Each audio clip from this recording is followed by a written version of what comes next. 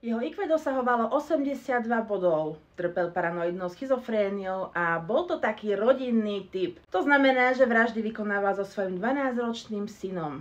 Dámy a páni, Joseph Kellinger. Vitajte. Joseph sa narodil v roku 1935. Josephové detstvo nebolo tak úplne ideálne. Vyrastal v detskom domove a keď mal 6 rokov, tak si ho adoptoval rakúsky pár. Človek by si povedal, že aké šťastie, no to nebol tento prípad. Jeho adoptívni rodičia Kellingerovci boli totižto totálni sadisti.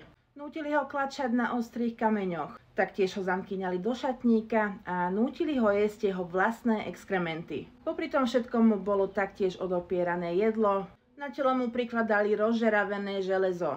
A okrem tohto všetkého sa mu jeho adoptívni rodičia vyhrážali na týždennej báze, že ho vykastrujú. Tak, po domácky. V 15 rokoch začal randiť s kočkou menom Hilda. Tu si neskôr aj zobral a mali spolu 2 deti. Rodinná idylka však netrvala dlho. Joseph totižto začal týrať svoju rodinu.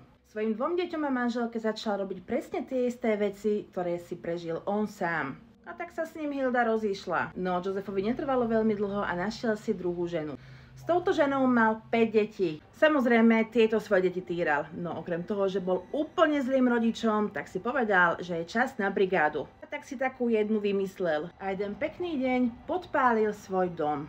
Za túto náhodičku mu poisťovňa vyplatila $1500, čo bol v tom čase celkom slušný peniaz. Pár mesiacov na to sa Joseph pokúsil spáchať samovraždu. Ale neúspešne. A tak si povedal, že keď sa už nedokázal zabiť, tak si aspoň podpáli aj ten nový dom.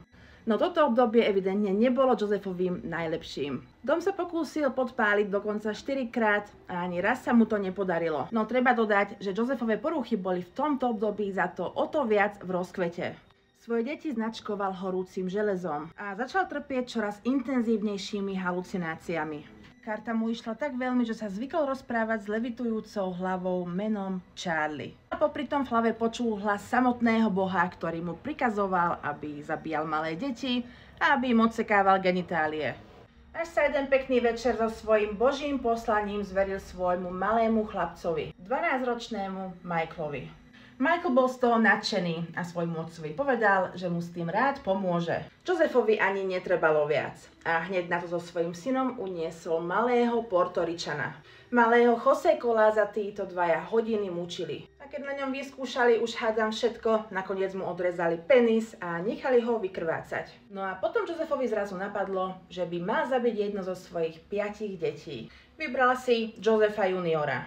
V tom čase pozeral týpek zrejme veľa rozprávok a tak zobral svojho syna Josepha juniora na skalu. Pod zámienkou fotografie postavil svojho syna na okraj útesu. No a stále mu hovoril, nech ide trošku do začie, nech sa trošku ešte posunie a pritom tajne dúfal, že z toho útesu padne. To sa však nestalo.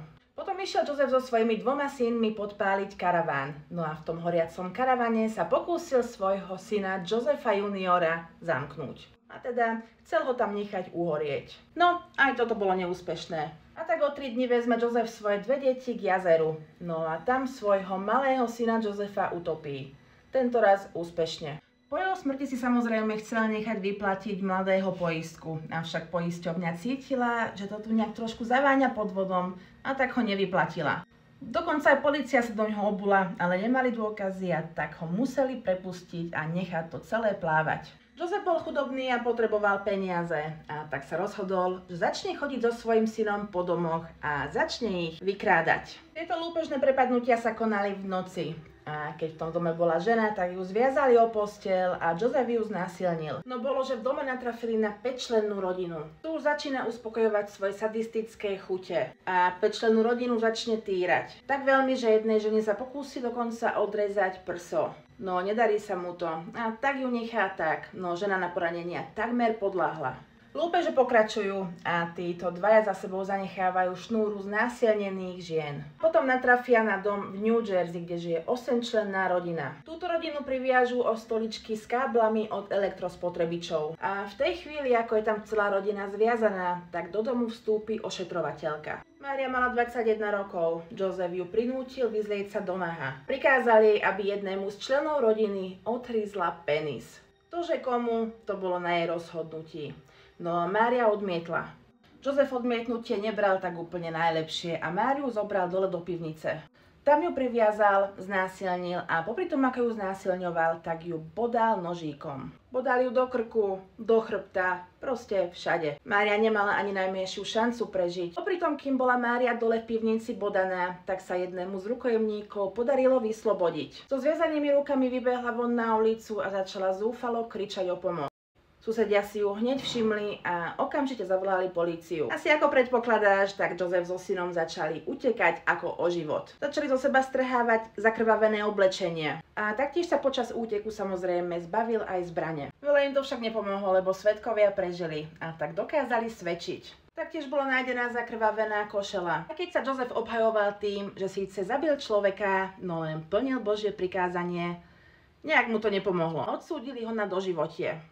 Samotný sudca na súde prehlásil, že Joseph je odporný a zvrátený človek a že je stelesnením zla a je mu z neho zle. Jeho syn Michael bol poslaný do polepšovne, kde bol do svojich 21 rokov. Keď bol z polepšovne prepustený, tak si zmenil meno a z Pensylvánie sa odsťahoval.